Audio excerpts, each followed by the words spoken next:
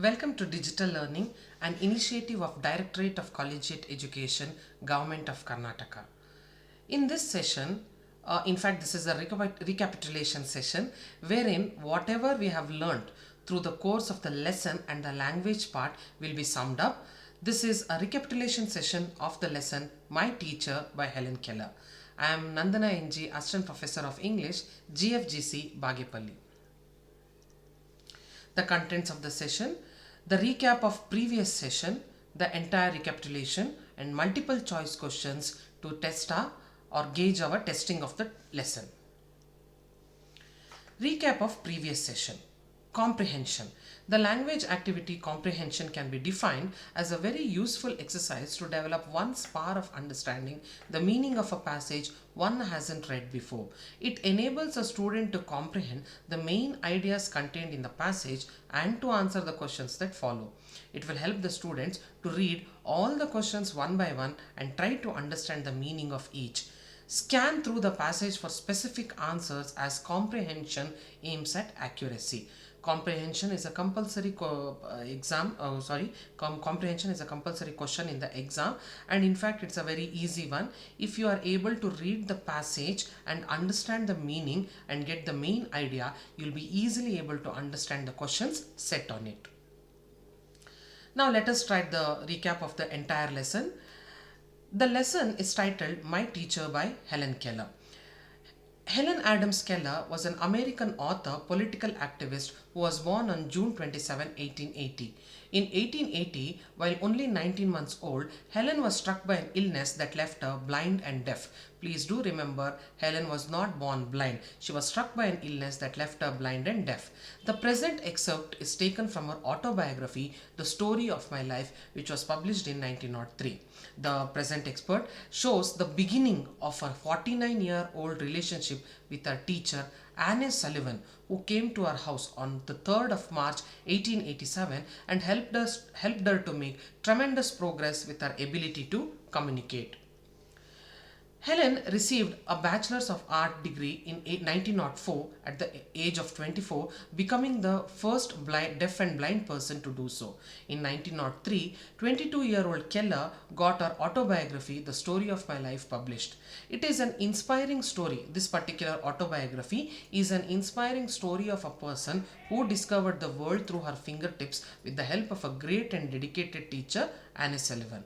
Helen Keller's main purpose, or the author's main purpose, is to inform others about what life is like for people with visual and or hearing impairments like herself. The definition of autobiography. An autobiography is the true story of a person's life written by the individual himself or herself. Please remember, autobiography is the story written by the person himself. Auto means self, bio means life, and graph means write. The elements of a successful autobiography are first and foremost characters. In Helen Keller's autobiography, the two characters of herself and the teacher Anne Sullivan are so accurate that without reading the other, you feel incomplete. The next important element of an autobiography is setting or the physical environment, the place where the entire action takes place.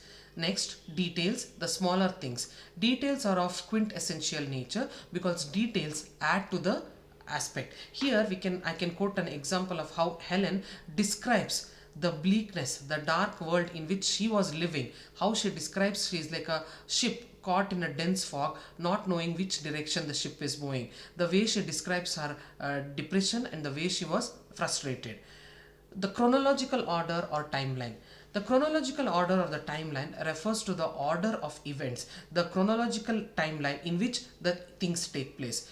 Helen Keller was born in 1880. In 1882, while only 19 months old, she was struck by an illness, and then in 1987, her teacher enters her life, and later all the important milestones of her life are noted there. In 1904, she became a graduate, and in 1903, her life history, her autobiography was published.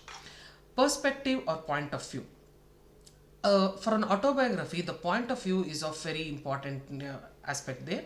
Here in this particular autobiography, Helen Keller herself has written, so it becomes her point of view or the first person of first person point of view. So wherever in the autobiography she mentions it as I, it refers to Helen herself.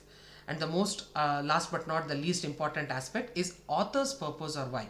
Why has the person written the autobiography? What is it that the person wants to convey to the audience? Here we can see that Helen Keller, as a person who underwent visual impairment and the problems associated with it, felt that it is her duty to explain to the world that people with disabilities are no less than others, and she wants to share the pain of having the visual impairment and how others with the same problem can also learn from her success. An overview of the entire lesson was also provided in the session.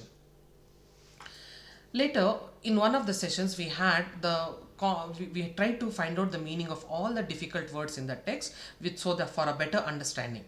Then the text can be divided into smaller units for better clarity. The units into which the text can be divided are the author and the historical background, and Helen's life can be divided into these three phases: before the arrival of her teacher Annie Sullivan, the day of arrival of Annie Sullivan, and post Annie Sullivan's arrival, and her first instance of learning a word, her conflict with Annie Sullivan, the illuminating episode of WATER or water, and how she started looking towards a promising future by the end of the autobiography. And the entire lesson was presented in a nutshell for better comprehension. In the session which focused on the contextual interpretation of the lesson, the entire lesson was summed up and the key facts were focused upon. The important anecdotes and incidents in this particular part of the autobiography are these four. These four events can said to be define Helen Keller's life. The first and foremost is her illness at 19 months and the subsequent loss of sight and hearing. I am time and again repeating the same thing. Helen was not born blind. She became blind due to the illness. And then the arrival of Miss Sullivan on March 3rd, 1887. The way Helen describes how she knew something unusual was about to happen due to the excitement at home, and how she stands at the porch, and when she heard approaching footsteps, anticipating it was a mother, she held out her hand, but the person who came took not only her hand but lifted her and hugged her. It was then she realized that the person who has arrived was Miss Sullivan, who was going to be an integral part of her life for the next 49 years. And then the doll episode, and last, the most important, the water incident. Here we can see how Helen confused the words mug and water, and she even had a tantrum and she threw the doll and dashed it to the floor. But then the teacher Annie Sullivan did not lose her patience. She took Helen outside in the garden and kept her hands under the cool water gushing out of the spout. When with water falling on one of her hands, on the other hand, the teacher spelled out the word WATER. It was at that precise moment that Helen realized that the cool liquid that was flowing on her right hand was in fact the word WATER. This is how she could reconnect, or this is how she could connect that everything has a word. She says, she admits in her autobiography that this particular incident or that particular moment awakened her soul. She says the word had brought her liberation from the darkness. And then coming to the language part, there are two language concepts associated with this lesson. The first one is summarizing, or what is a summary. What is a summary? A summary is a condensed version of a longer passage, an essay, chapter, or the original text, usually a full article or a book. Summarizing is an important skill for students, and then the procedure on how to summarize was also dealt in detail. But then the student also has to remember the differences between quote, paraphrase, and précis. Now let us go to the multiple choice questions. When was Helen Keller born? 1880, 1780, 1989, or 1881? And the correct answer is option A, 1880. Helen could not dash and dash, sit and walk, hear and see, sing and dance, or none of the above. By now we are very familiar with the visual impairment or the disability of Helen, and the answer is option B, hear and see. Auto means other, self, read, speak. The answer is option B, self. If another person wrote about Helen Keller, it is autobiography, poem, drama, or a biography. Please do remember, if I write my own life story, it is known as autobiography. If I write another person's life story, that is known as a biography. So here, if another person wrote about Helen Keller, then it would be known as a biography. What caused Helen to become blind and deaf?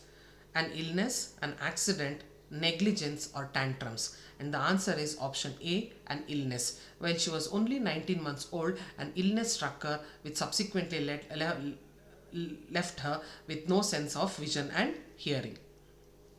Before Anne Sullivan's arrival, Helen felt dash happy, content, locked in a dark world, or none of the above. And the answer is option C, locked in a dark world. Before Anne Sullivan's arrival, Helen felt locked in a dark world. Miss Sullivan started teaching Helen when she was dash 8, 9, 10 or 7. And the answer is Miss Sullivan started teaching Helen when she was 7. Helen finally understood what she was learning when Miss Sullivan taught her which word, or you can say that which word, or we can rephrase the question, which word awakened Helen's soul. And the options provided are tree, fire, water or river. And the answer is option C, water. A direct quotation consists of, what does the direct quotation consist of? The exact words of a speaker or speakers, words the writer has taken from another source, both A and B, or none of the above. And the answer is option A, the exact words of a speaker or speakers. Précis is also known as, and what is the other name for précis?